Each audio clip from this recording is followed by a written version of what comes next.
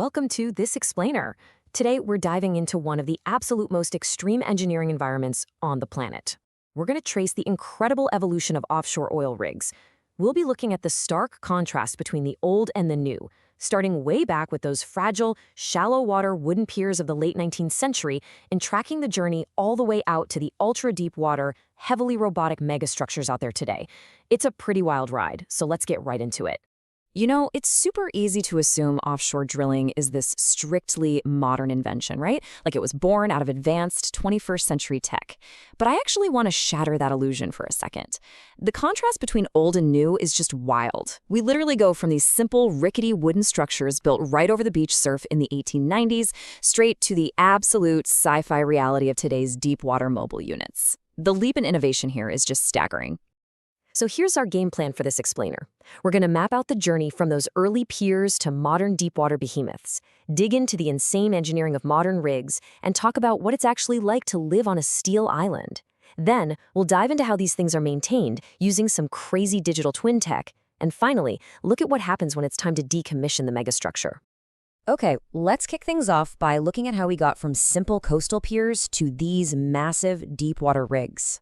So early ocean exploration didn't start in the deep abyss. It actually started on lakes and literally right off the beach. Back in 1896, in Summerland, California, prospectors built these wooden piers, extending about 1,350 feet out into the Pacific Ocean.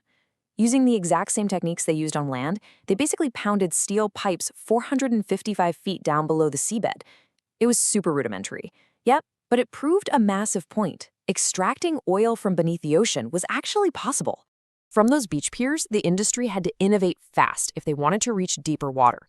By 1938, you get the Creole platform, this freestanding wooden deck standing on 300 treated yellow pine pilings driven into the Gulf of Mexico.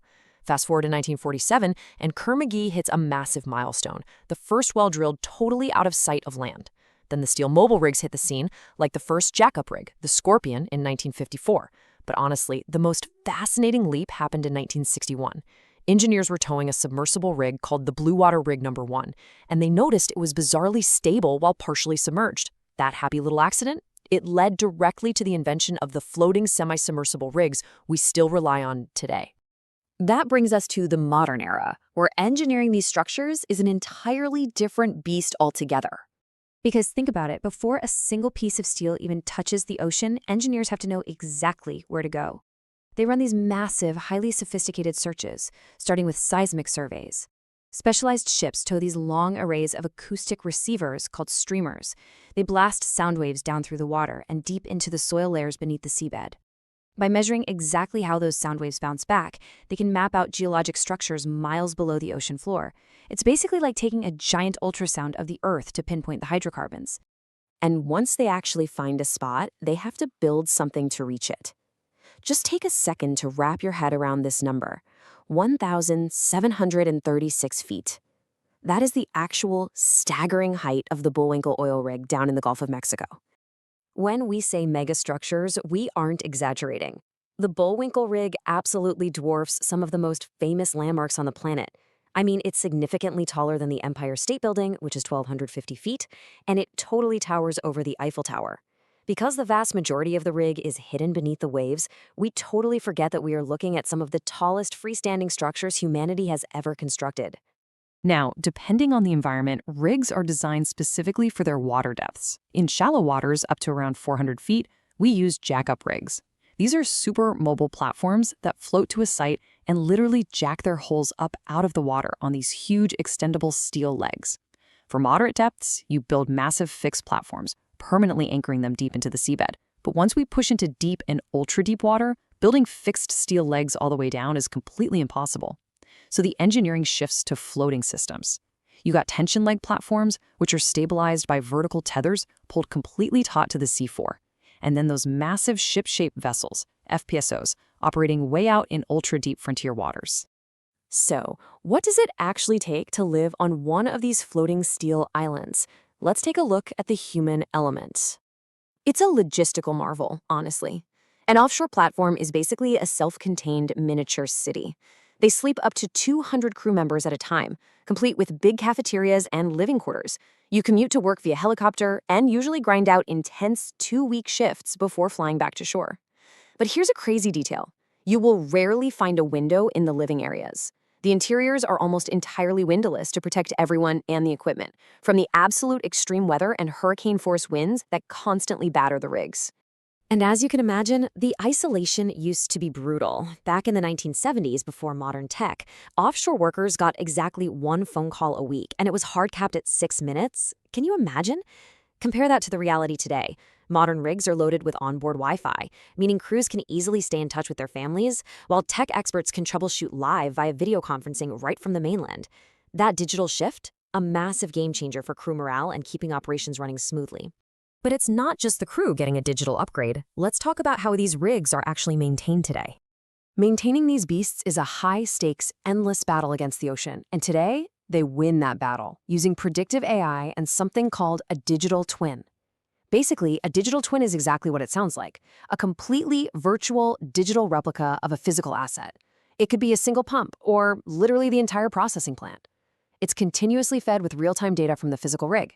So by analyzing vibrations and temperature spikes, a digital twin can predict exactly when a compressor bearing is going to fail, well before it actually breaks. It's like having a crystal ball for maintenance. All of this is powered by an insane array of tech. There are IoT sensors monitoring literally everything. Systems like eDrill are beaming real-time drilling data straight from the middle of the ocean back to experts in Houston. They use super complex modeling systems like OptiSim to perfectly calibrate cement mixing. And because the deep water is so hostile, they are increasingly relying on space-age subsea robotics to do the heavy lifting instead of human divers.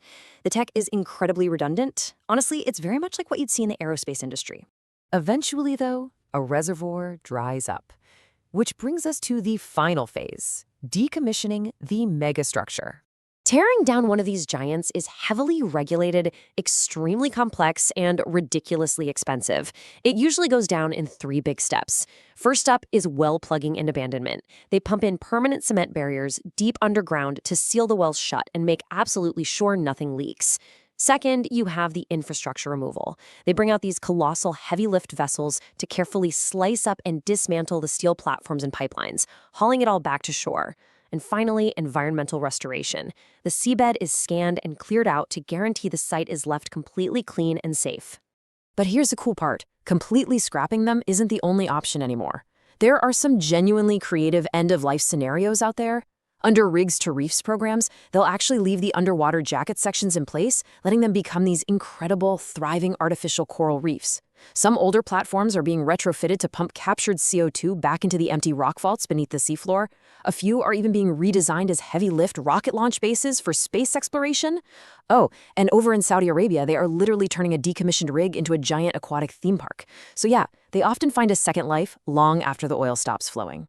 So, from pounding steel pipes off a California beach in the 1890s to deploying autonomous subsea robotics thousands of feet into the abyss today, the evolution of the offshore rig is a massive testament to human engineering.